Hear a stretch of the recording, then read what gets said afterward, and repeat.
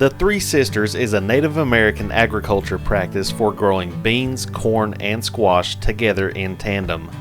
Each sister supports and is supported by the others so that all may benefit. In the spirit of the Three Sisters, Cowan Community Action Group Incorporated, Kane Kitchen, and the City of Whitesburg Farmers Market work together to grow a healthier and stronger community. Thank you for taking your time to see what is happening in the gardens, kitchens, and markets of our communities.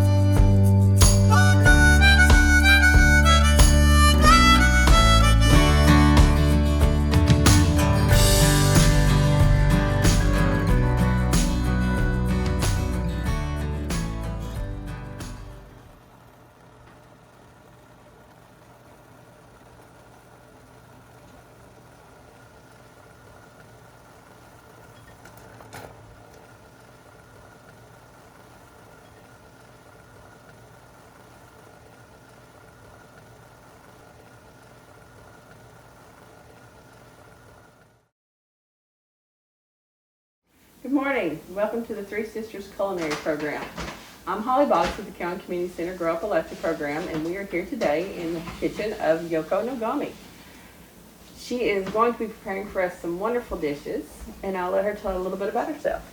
Yes, my name is Yoko, and I'm the artistic director at the Appalachian Artisan Center in Heinemann, Kentucky.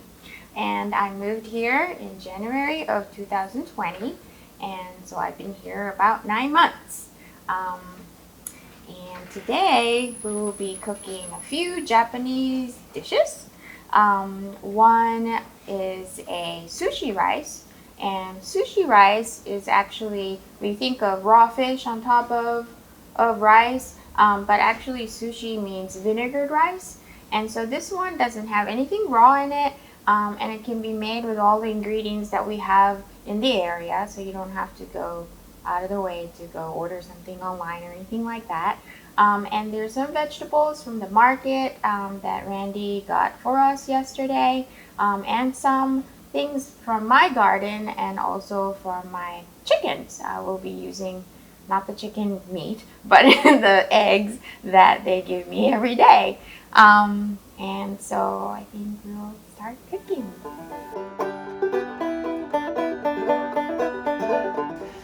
Yesterday at the Whitesburg Farmers Market, Randy picked up some white half runners, some striped fall beans, some beautiful bell peppers, sweet potatoes, regular potatoes, some gorgeous blackberries just for snacking on.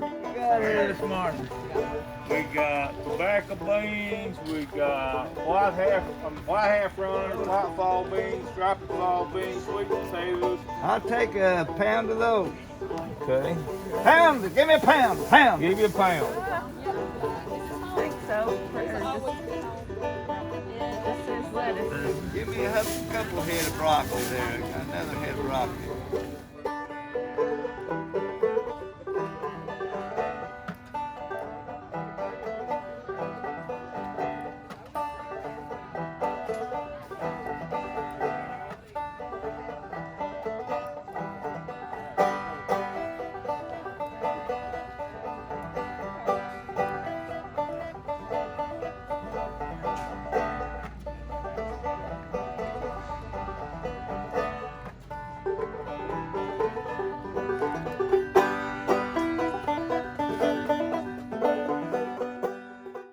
It's a short grain rice, but it has to be a Japanese kind, and it's often called sushi rice in the grocery store, and I think you can get it in Whitesburg.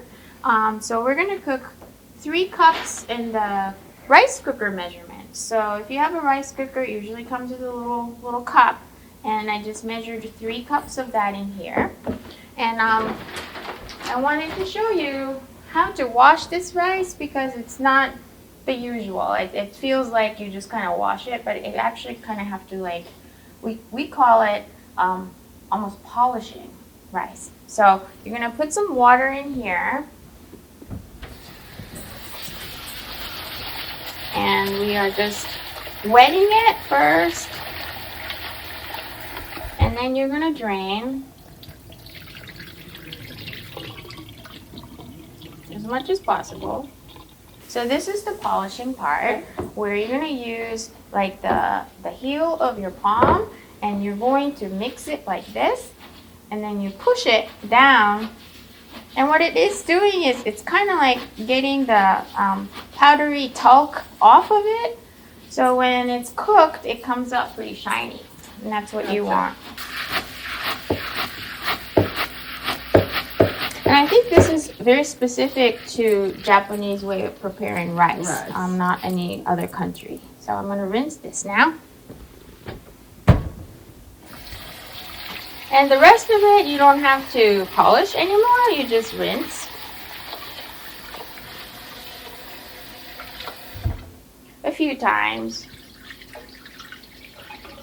Until the water starts, it's very milky right now because of all the powdery residue has come off, but you could see that the second time and the third time it's going to be a lot less because there isn't too much more that's coming off of it.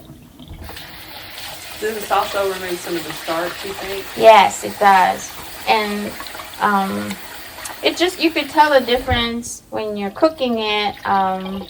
It comes out really shiny. And that's about it. So that's ready to go. All right, so the rice is washed, and I'm gonna put this in the rice cooker. And this is kind of like a big rice cooker, and you can cook this rice in regular pot and it'll be totally okay. Just the measurement of the water, you want to make sure that it's going to be cooked to a sticky rice and not too hard. And here's some water, and rice cooker has a measurement inside the bowl, so it's really easy to just match it to it. That's why the cup comes in. And I measured 3, and so it's gonna be right at 3. Don't make it too soft because the sushi rice needs to be a little bit firm, and you want to just kind of even it out. And then you close them. So, are you originally from Japan? Yes, I am. I'm actually a Japanese citizen, and I have a permanent residence visa, and I've been living in the United States for a really long time, and all of my family is in Japan. Oh, wow. Yeah. I have a cousin in Japan, in Osaka, Japan. Yes, Osaka is a very big town. I'm from Tokyo, and that's a really, really big town. Right. But I love it here because the mountains and the nature, the trees, and the climate is very, very similar. And so I feel very much at home. That's wonderful. Yep. And now let's start cooking. This cooker is a Japanese cooker. I've had this for a long time. Actually, the ones you can get now are not, they don't even look like this anymore. They're like more high-tech looking. This is kind of old-fashioned. We're gonna make the sushi rice. And sushi rice, by definition, is vinegared rice. And it was made long time ago in Japan to preserve. It's a preservative for people to be able to carry this for lunch or something like that. So vinegar and salt is used a lot in Japanese cooking as a preservative. So there's like fish and things like that are preserved in salt or in vinegar, kind of like a marinade. But we're going to flavor this rice in a sushi situation. Japanese cooking is pretty much made with salt, sake, soy sauce, sugar, and then some broth, we call it dashi, which is a derivative of like seaweed or fish. And it's very simple like that. We don't use a lot of spices at all. And everything is kind of like a mixture of all of those things, plus soy sauce, of course. Right. Yeah.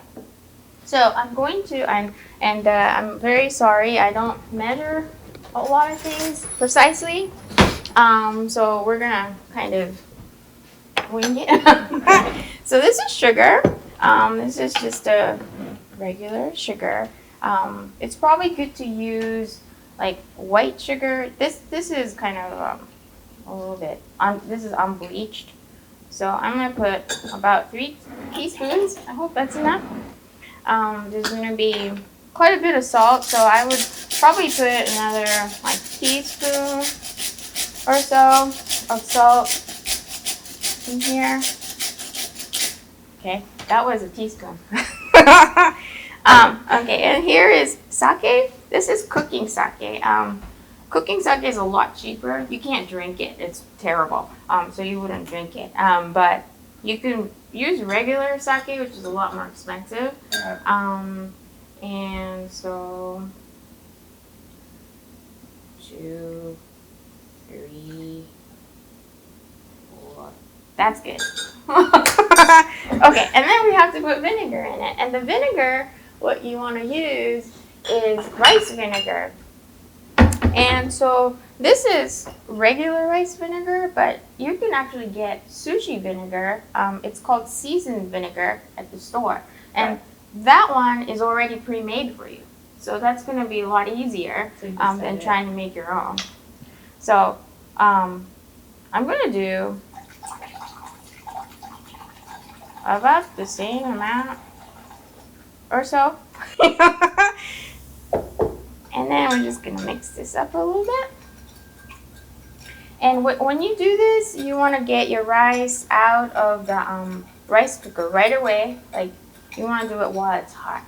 And this is pretty vinegary, kind of sticky.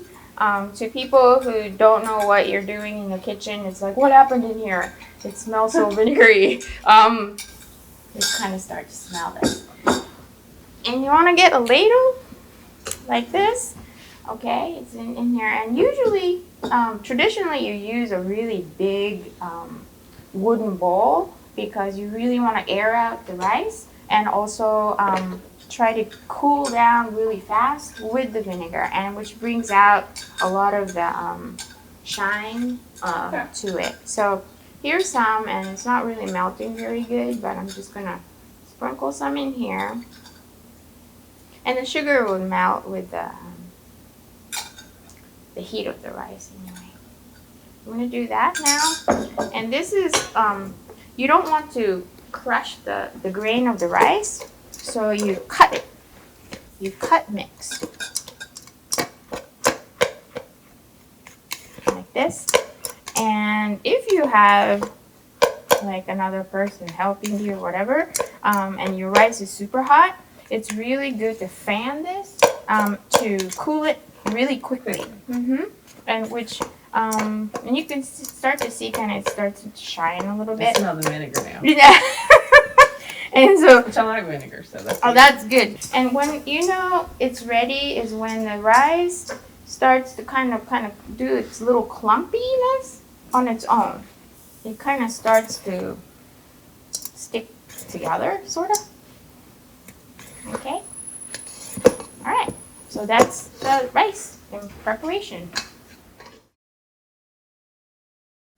For one of the condiments, well, it's not a condiment, it's topped on top of the sushi rice we just made, but we want to use some shiitake mushrooms, and I didn't have fresh ones, so I had a dried one, and this needs to be reconstituted before you cook. Okay.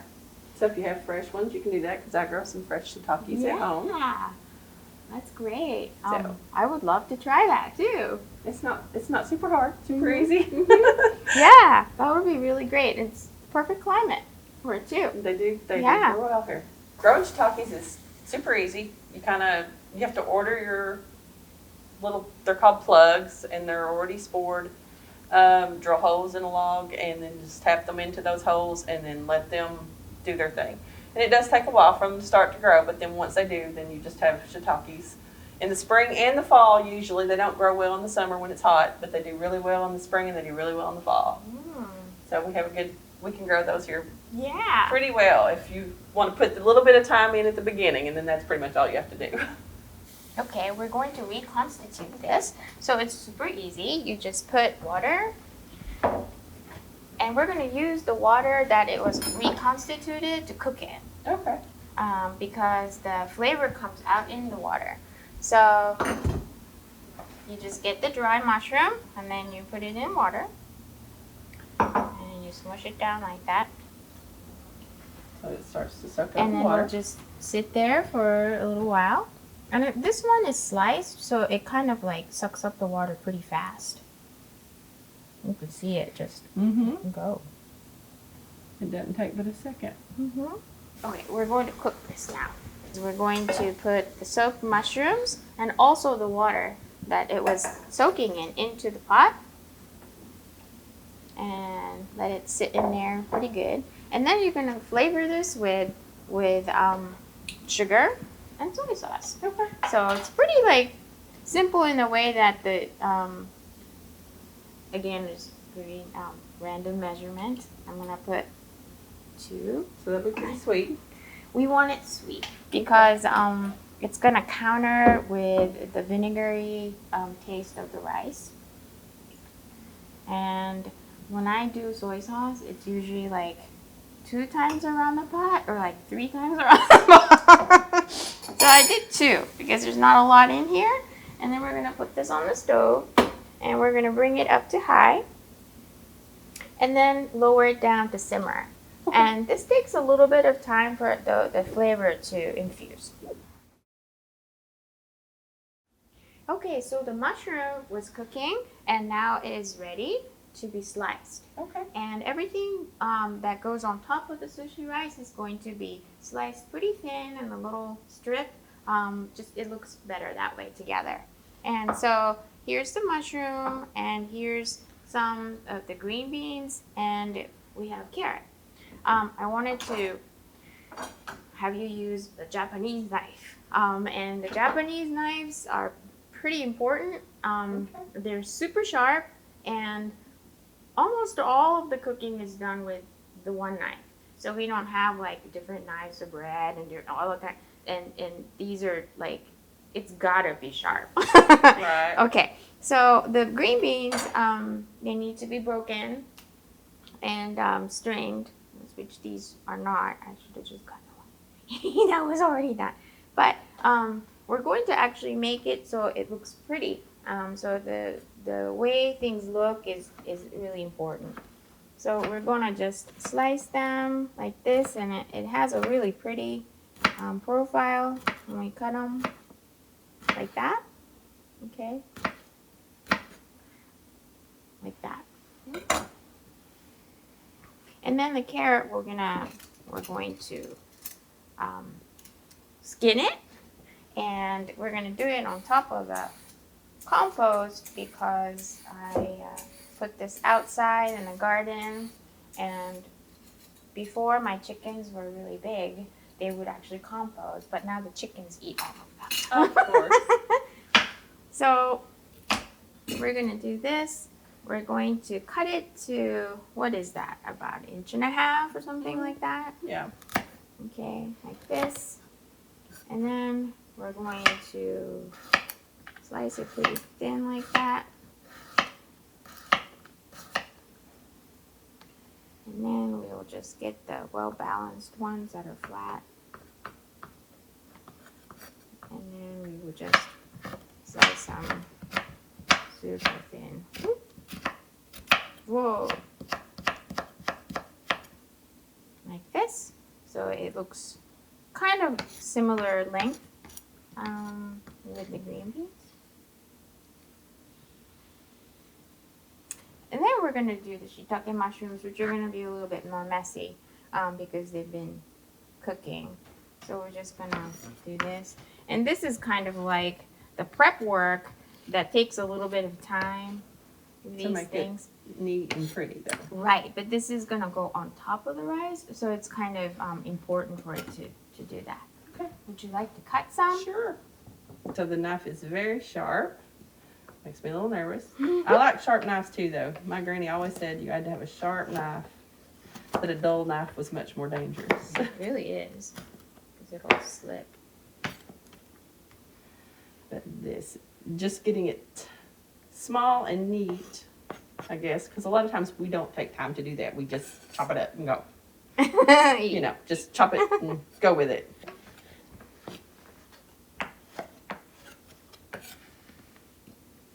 But doing it to be precise and neat takes a little more time, but it makes you enjoy your food a little more too. That's right. And we're looking for color too, so you can see the difference of the green and the orange and then the brown. And then there'll also be some egg that goes on top of it, and then on the very top there'll be a little shrimp on top. Oh. Okay. Okay. All right.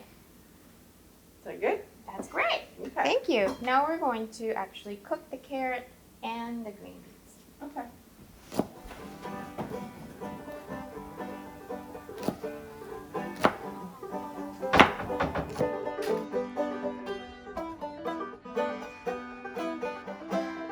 Now that we cut these really beautifully, thank you so much, Holly, we're going to cook the carrot with a little bit of sugar because we want it to enhance the sweetness. Okay. It's kind of like the way we flavored the shiitake mushrooms. Those are really sweet, and this is going to be sweet, and it'll be a really nice blend with the rice. Okay. So we're going to put this in a pot, and then we're going to do the Yoko measurement of sugar. Okay, so we're going to put, so there's quite a lot of sugar content. I'm going to put 3 in here in the sushi. So it's very mild, but you can see how much of this goes in. Right. So we'll add some water to this. Just enough to cover up the carrots. And just long enough for it to be tender. Okay. So we'll just turn this on. And we're going to do the same for this, but we're not going to flavor this at all. But we really want the vividness of the green, so we're not going to cook it to death. So we're going to get a pot. Sorry. Okay, so first we're going to put water in here and then bring this to a boil. Again, we don't have to put a lot of water because we're just kind of blanching it, but not so that it's crunchy. So we'll let this boil. And then we're going to stick it in when it starts to boil. So we don't season that at all. We're going to put a little bit of salt in it. Okay.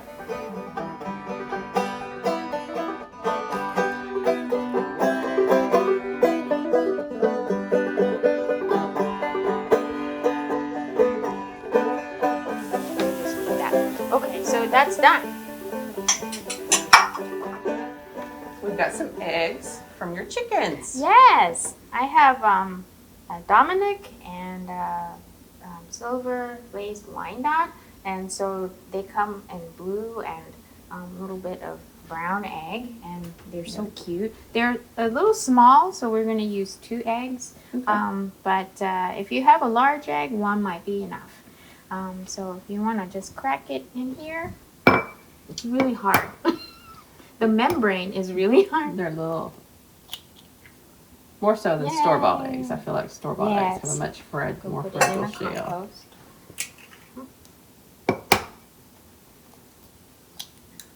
I have 12 chickens, so I get almost a dozen each day. Wow. That's a lot of eggs. Mhm. Okay, so we're gonna scramble this a little bit here. And what we're making is a very, very thin omelet. So we can slice it up as a topping to the sushi rice. Okay. So to make it more attractive, instead of just scrambling it up, it's going to be sliced and Neat, we're to gonna match cut the other again. toppings. Okay. Okay, so we have here a little skillet, and we're gonna put it on like almost high, because this is very thin and very quick. Okay. I'm just gonna put a little vegetable oil in here, just so it won't stick. And I like to use 2 of these little spatulas because then I can flip it a little bit easier. I'm gonna get a plate.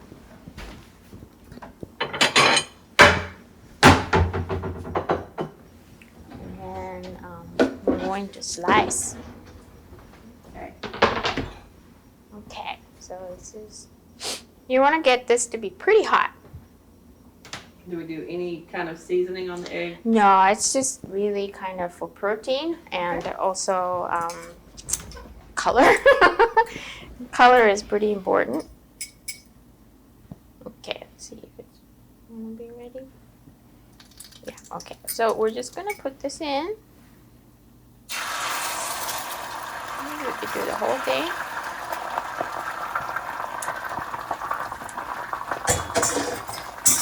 Cook this for a little bit.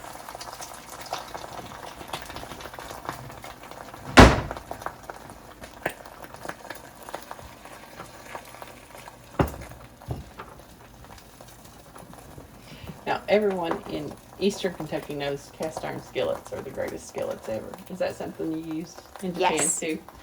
Yeah, we actually do. But I've never put it in an oven to bake with. Oh, okay. And so to do the cornbread that's just fantastic. We don't really have a lot of ovens in Japan. We don't bake a lot. Oh. So, but I think for even heat distribution, cast iron skillets are really phenomenal. They are my favorite. Yeah. So we're gonna flip this, and we have to kind of do it gingerly but fast. And this is an electric oven, so residual heat is plenty to kind of just get this cooked on the other side. And we will put this on the plate. And we're going to cool it off on the plate a little bit because we have to slice it and it's a little hot. Okay. And leave it like that for just a little bit. We'll come in here with a handy dandy knife. We're gonna get it on top here, and we can roll it or we can just cut it like this. And then we can slice it like we did. Would you like to do it? Sure. Just slice it thin like we did the carrot. Yeah, little strips.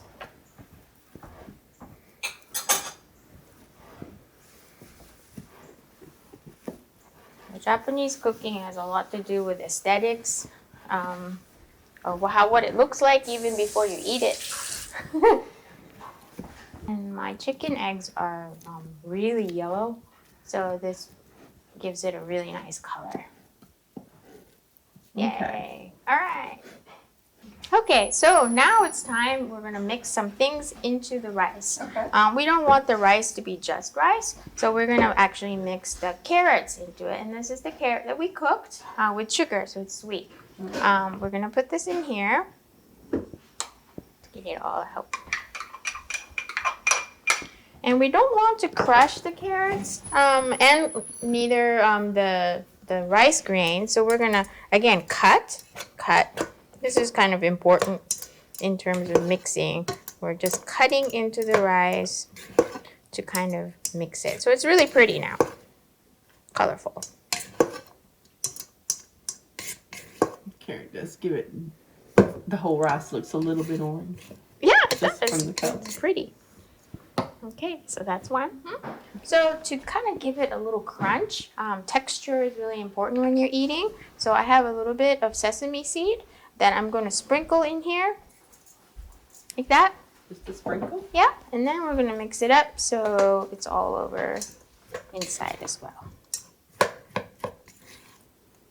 Again, cutting, like that.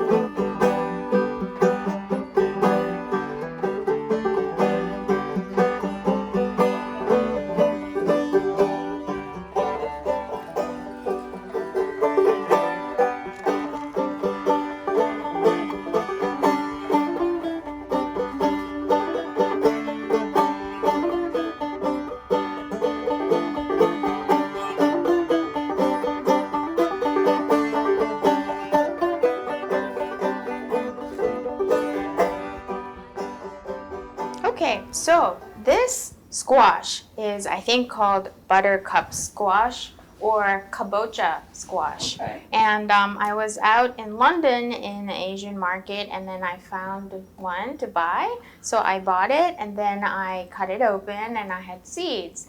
And then I just dried up the seeds, and in the springtime planted it. And I got a bunch of these in my garden. And this is from my garden. So I was very excited about that.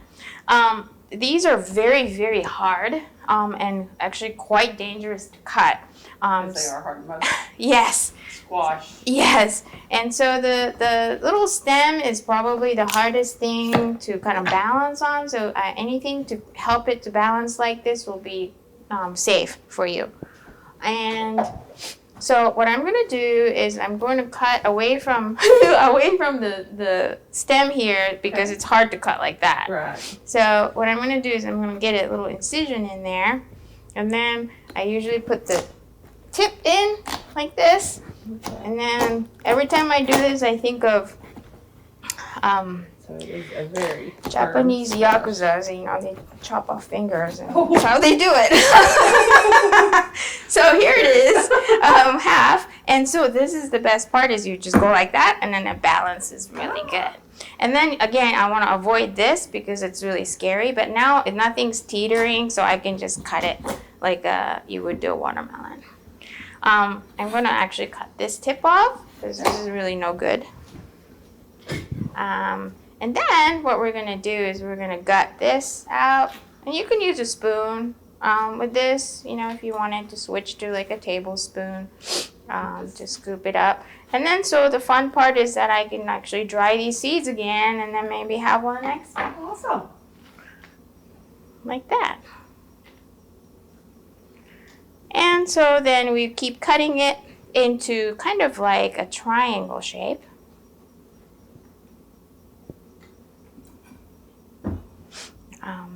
Let's see. Balance. Cut. Okay, now it's better. So you're going to start cutting it kind of like a pie shape, because it actually lines up in a round pot a little bit better this way when you cut it like this. So let me cut a few more, because I don't know if I can fit all of these in the pan today. So it's a nice little geometry lesson. Okay. All right, so here they are, and here's my pan. You want to use kind of a larger pan because you don't want to stack them. You want them all on the bottom together, because we're cooking with the skin on. And the skin has a lot of vitamins in it. It's a very dark green. And when we cook it like this, you can actually eat the skin and all. Randy doesn't like the skin, but well, I can put a few more, so I'm going to cut out this one. Okay. This is quite meaty, and it's going to be nice. Some get very thin. I think when they're too old, I think it starts to get thin. So you could see how like the triangle starts to fit nicely in a circle. And there it is, so that we got maximum amount on the bottom of the pan. Okay? All right, so again, it's the same kind of seasoning. So if you have your sugar, salt, soy sauce, and sake if you have it, it just gives it a little bit of a good flavor if you have it. But if you don't have it, you don't have to use it either. So I'm going to give it a pretty good dose of, now I switched to a tablespoon. Bigger spoon. And you're going to sprinkle it all around like this. I'm going to give it an extra tablespoon. We're not going to really drink the juice. So it can be pretty sweet. And you eat it with white rice. So a lot of flavor is really good for Japanese cooking, because our rice is usually just white. Just Mm-hmm. so the other stuff is what gives it the flavor. Yeah, and you need it to eat the white rice. So here's sake here, I don't know, 1/4 cup even. And then I'm going to probably do about 5 circles. 1, 2, 3, 4, 5. There you go. Perfect. And I'm going to put a little bit of water in here because it kind of needs to steam. Okay. So just enough to maybe cover the little bottom of the Looks squash. like about a half an inch. Yeah, There, maybe. about. But you don't want to drown it because you don't want it to be like cooking like a stew. It's really to steam it up. Okay. So I'm going to kind of swivel it a little bit to get the sugar melted in there. And I'm going to switch over to the stove and go to the big burner. And I'm going to put it on high because I want it to like really boil. And then to do this, I'm going to put a lid on. Okay. So a tight lid is good because again, we're kind of like trying to steam it up. And so we have seeds from the squash that I just cut up. And it's really difficult to take these out right now. So what I would do is I just put it in a little bowl and then let it sit outside until it dries up. And then the seeds kind of fall off. And then we can plant this in the springtime and then we'll have a bunch more of these. Awesome. Mm-hmm. Saving our seeds. There Yes. Yes. we go. And then the other half of your squash, does it keep in the fridge to put up for another day? Yeah. And I picked this, I want to say like a month ago.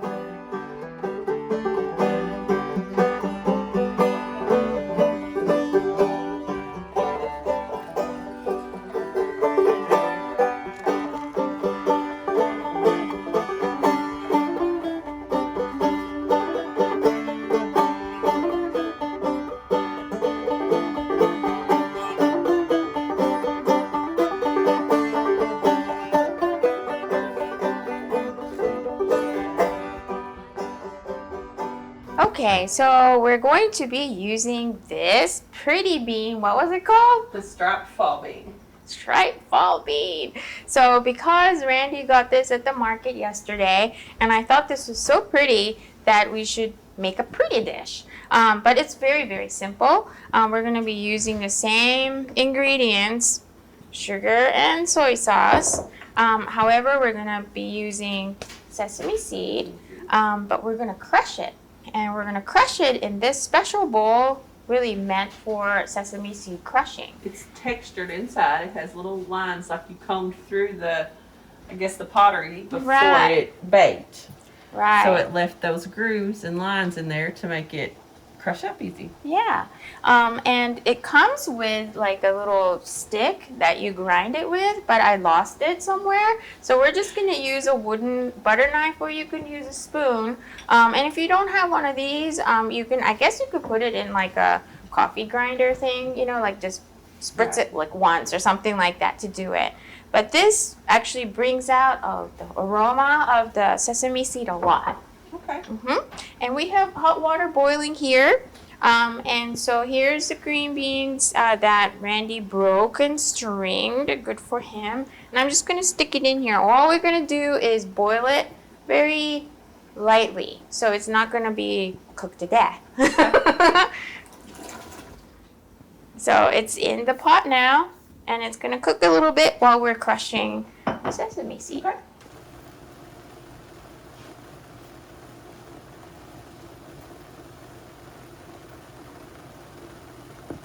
So we're going to be getting some sesame seeds, and sesame seeds come in white and black, and it doesn't really matter. We usually use black ones for the color, but I don't have them. I haven't found one around here. So I'm just going to put about 2 teaspoons of it, and we're going to crush it. So we just use this is really rough, and you just smush it like this.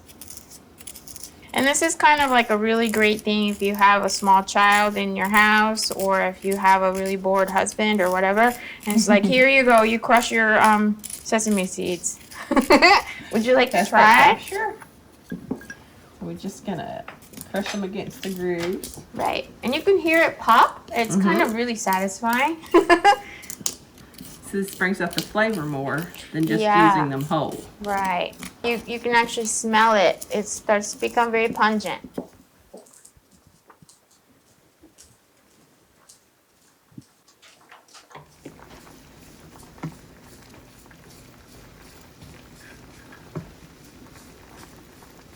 So while you're crushing the sesame seeds, I'm going to drain this. Okay. And this is not a hot dish. This is actually a cold dish. Not cold, but like it doesn't have to be heated. Just cooked maybe 5 minutes. Yeah, if even. And it's just tender enough. It's still a little crunchy. And Japanese cooking, it doesn't take very long. Everything is prepared quickly and to retain like freshness as much as possible. Especially with the vegetables, right? Yeah. It's very pretty. Little beans came out. We popped open. That's pretty cute. Okay, I think we're ready. So what you can do is you can just sprinkle it right on. Just sprinkle all of these on there. Yeah, I think so.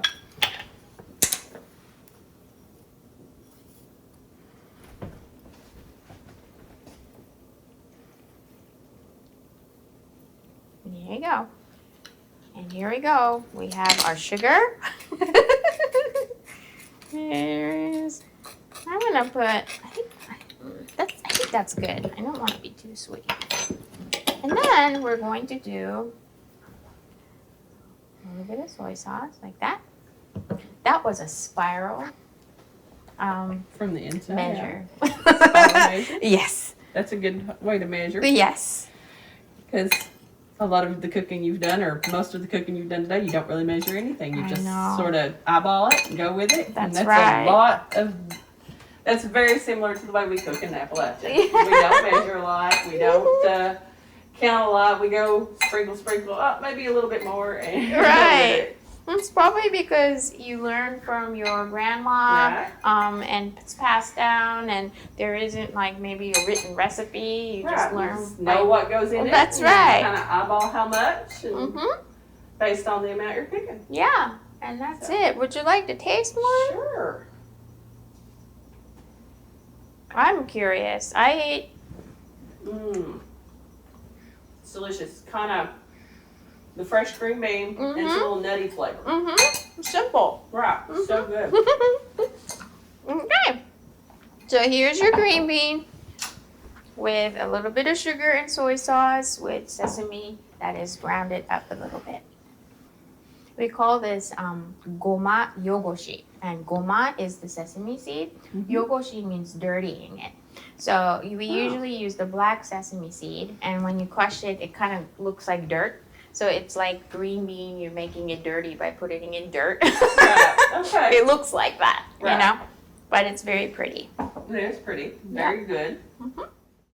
Okay, so the squash has been simmering with the lid on right now, and I'm going to take this off and take a look. So when it's bright yellow like this and very moist looking, it's pretty ready. If you're not sure, you can get a little stick. Chopstick is what I have. And then you go through it, and it's pretty soft now. So what I'm going to do is I want to let the sauce kind of simmer off, and with the sugar in there, it starts to kind of caramelize and become a little bit of a thicker and richer sauce. So I'm just going to put the lid like maybe halfway on, and I'm just going to let it sit there for a little bit.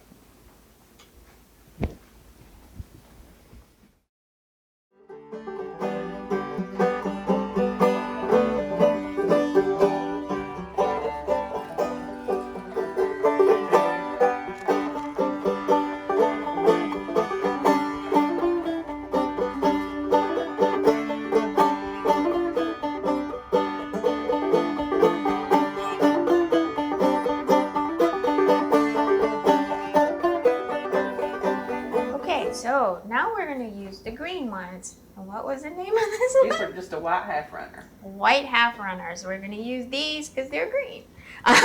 And today we're going to be using ginger as one of the spices, which we haven't used yet. These came from the market yesterday. They're wonderful. And this is just ground beef. This is the grass-fed ground beef that they have in the packet. Half a pound? This is about half a pound. Yeah, you're right. And then there's sweet onions that we're going to use. So we're going to cut this up. The ginger is probably what we would like to kind of focus on. Ginger, I got this in Whitesburg. You can snap these off if you've never used it. They can be pretty spicy and hot. We're not going to use the whole thing. Maybe like a third of this. I think that will be enough. And you want to peel this. And if you're not sure with the knife, you can peel it with a peeler. It's just kind of like a weird shape, so it's hard to peel with the peeler, you know? Right. Let me get. And ginger, you can actually cut it up and put it in a Ziploc and then put it in the freezer. So you can just snap it and use if you wanted to. Yeah. Now, do you use a lot of ginger in your dishes? Yeah, I do. Yeah. Ginger is very nice that way. So today we're going to just cut it into little strips, but you want it to be pretty small because it can get hot, you know.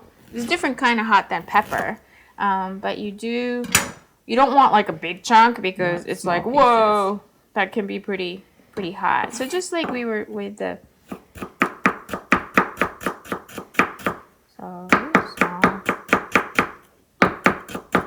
again, really good knife, helps to cut small. And ginger's a pretty tough root. It's not easy to chop up. It's stringy. Yes. So it does get caught while you're trying to chop up here. So.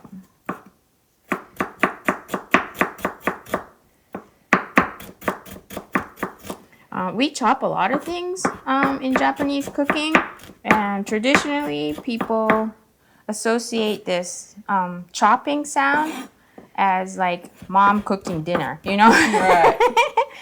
On a wooden cutting board with the big knife, you know? Mm-hmm. Okay, so here's our ginger, and we're gonna cut up the onion. I think maybe half onion is plenty for this one.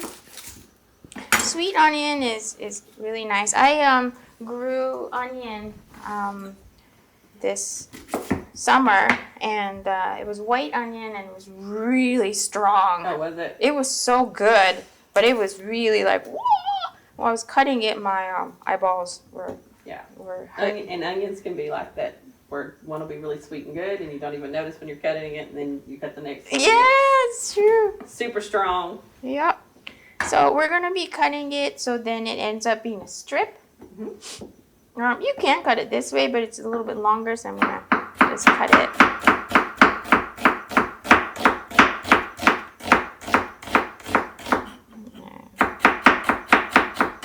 Like that. All right. So that's that. And then I think this is kind of okay, just like this. Just snap in half or a third. And then we're going to do the peppers. We're going to just take the inside out. We need this to be a little thin strip as well. So when we are stir frying things, it's really good for things to be about the same size and uniform. I mean, when you're going to eat it, it doesn't really matter. But again, it's about presentation and food. Maybe half of it is presentation to get your appetite going, you know. So here are the little bit. I'm going to do the other one. Now, we want to kind of cook the meat and this portion of it first. And then we're going to throw these guys in and then make sure that this cooks. But again, it's not going to be cooked to death. It's going to be a little bit crispy. Keep the vitamins and everything there. That's right. I'm going to be using the cast iron skillet. Ta-da! Okay. All right. So I'm going to take this off because I need this. I'm going to keep the lid off, and this is just going to sit here. Okay. So we're going to get this up to almost high, but not right before. The high is really strong in this one. And we're going to put a little bit of vegetable oil, not too much. I don't know, about a tablespoon or so. And then let's just use spatula. Spread the oil around it so it doesn't stick. And we're going to do the ginger to bring out the flavor and the sweet onion in here first. And let it heat up. So wait till it sizzles. And then we'll add the meat. So we're going to brown this a little bit.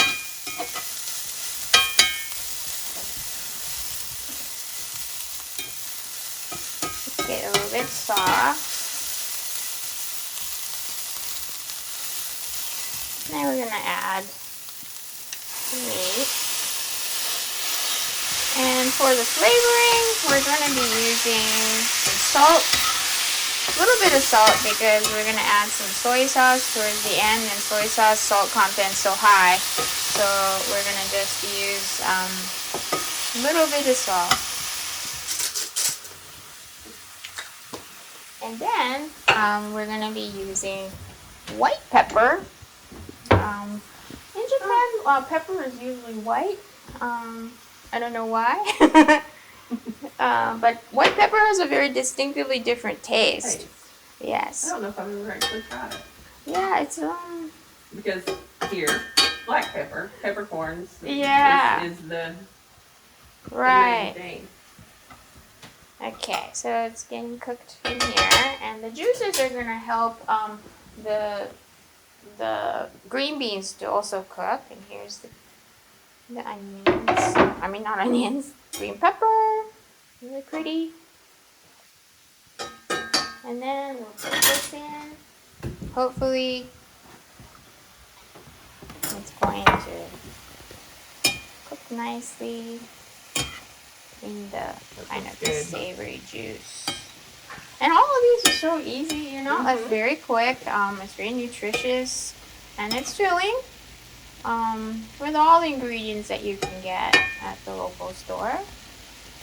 And because the beans are in here, usually with just the green pepper and the onion and such, you don't really need to put a lid on. But I think I'm gonna go ahead and put a lid on so the green beans can kind of like steam and simmer. So I'm just gonna use the lid over here, and I'm just gonna stick it on there so it can cook a little bit.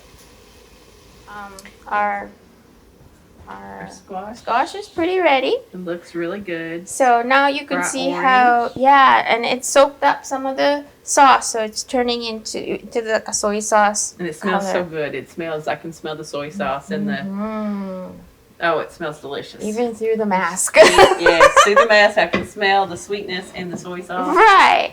So we're gonna kind of gently, these are really fragile at this point. So we're gonna just scoop it up, and you put it on a dish like this. And the sauce you don't really pour over because it just gets, if it's a really strong sauce, it can get really too salty. Okay. But I serve this to my friends who've never really ever had like Japanese food or anything, and most everybody really, really likes this dish. The soy It was sauce. super simple, just Yeah. your squash and your soy sauce. The soy sauce sugar combo is basically, you know, teriyaki sauce is made with that, right? So Right. it's kind of like a universally attractive flavor, and people really like it. There's the white peppers spilling everywhere. Let's check on the green beans. Oh, pretty. I can feel it. It's still a little hard. You can kind of, you know, when you're tossing it, you can feel like the rigidness of it. So I think it needs to cook a little bit longer. But the brightness is coming out. Yeah. That green color. Yeah, and with the pepper in there too. Also smells so delicious. Yay! And then you'll add soy sauce to this. We're gonna do it right at the end. Yeah. Okay. So we're gonna cover that up. All right, so I took the lid off, and it looks like the green beans are ready. So I'm going to get some soy sauce, And we're gonna do maybe about a 3 turn. 1, 2, 3. And you don't want to put soy sauce from the very beginning because the level of amino acid flies off, and so you want to do it at the very end, and you can keep that kind of flavor like that, and that's done. So the last thing is fried chicken.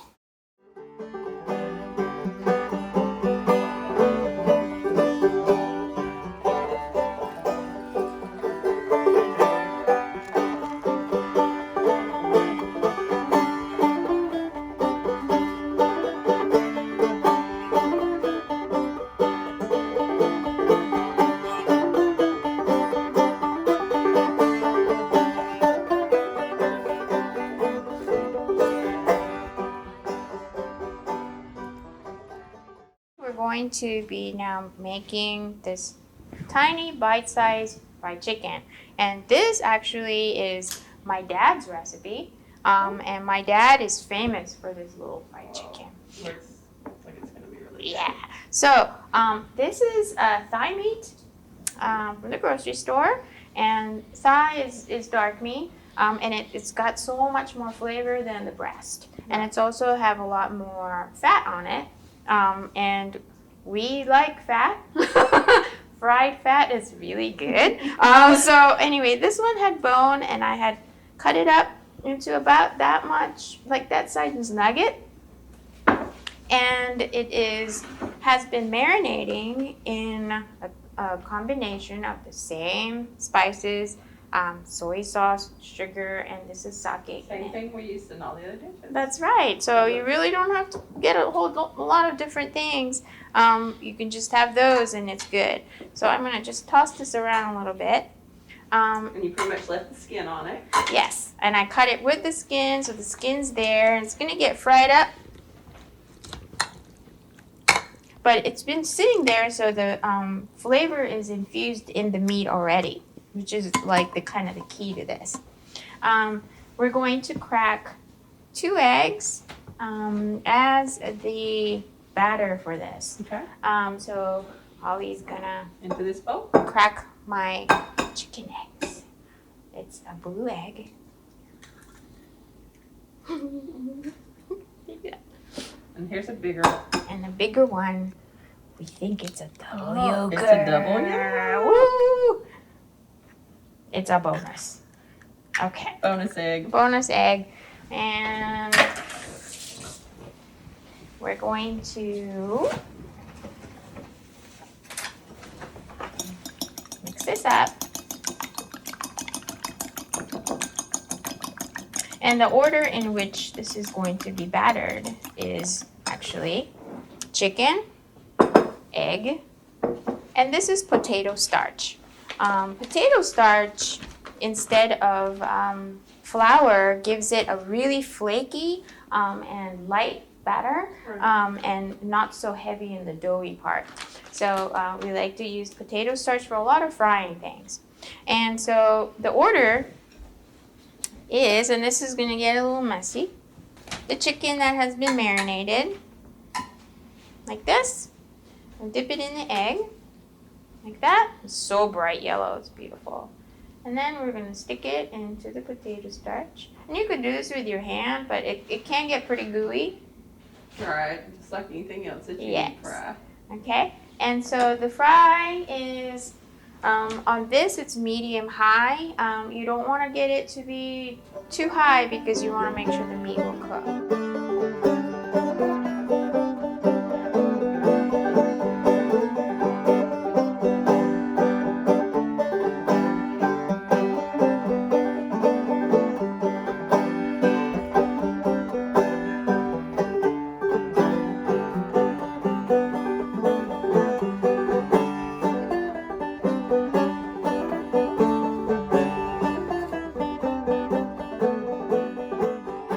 Yesterday, I shopped a little with Randy at the market. He came and met us at the market, and we followed him as he did his shopping. So who is Randy? Tell us who Randy is. Who is Randy? Randy is my sweetheart. Randy Wilson.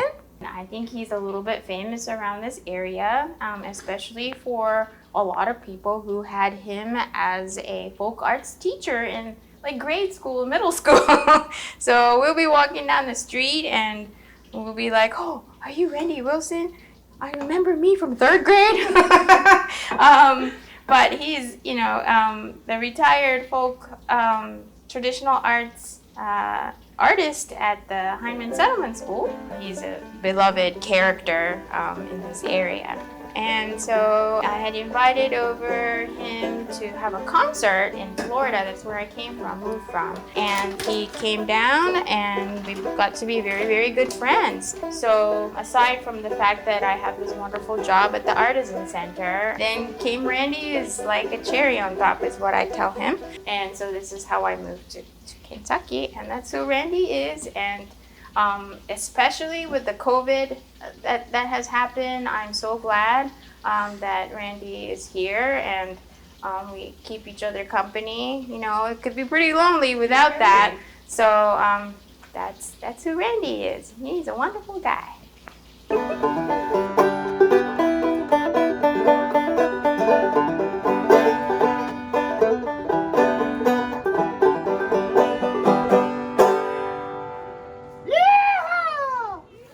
So unlike a big fried chicken, these are very soft, and especially with the potato starch coating, it's kind of a flaky, soft feeling, and it's also fat content's higher, so it's a little bit different than your ordinary fried chicken or nuggets.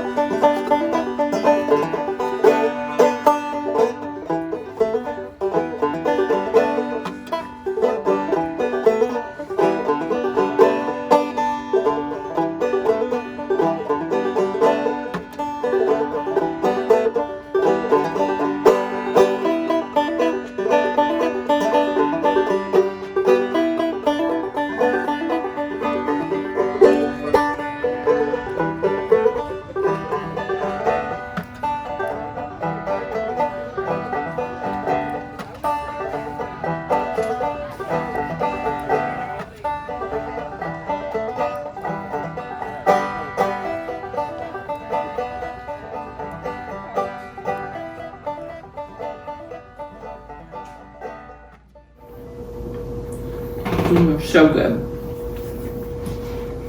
What did you The green beans with the sesame seeds, I love those. Really want to try this. Oh, it's so sweet. The squash. You could almost do that for dessert. And the skin is tender. I mean, you can eat right.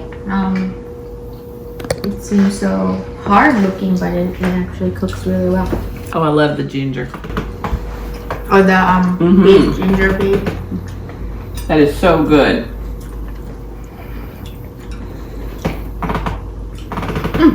I love the sesame seeds. I love the fact that you can taste the food. There's not a lot of seasoning on it. So you taste all the ingredients in the food as far as the sesame seeds on the beans. And the squash, like I said, is just a sweet, good flavor. We haven't tried the rice yet. This sushi rice, which is like the sticky rice. Kind of hard with the chopsticks. Very good. You taste the vinegar in that a little bit. I think probably the most flavorful is the mushroom. It's very sweet. Because you added the sugar to that. It is very sweet. It's a total different taste than normal way you fix shiitakes. Or the way that I fix shiitakes. So yes. I like that. And the fried chicken. Fried chicken. It's tender, it's sweet though. But without the crust, it's not like overpowering or super crunchy or. I love that. It's soft. Crust. It's soft and good. What do you think, Randy? Sushi, I think of a fish, but this, yeah, but the sushi rice, what does that mean? It's vinegared rice. Sushi is vinegared rice. And there's variation of sushi that's with fish or with vegetables. But it's really mainly for as a preservative.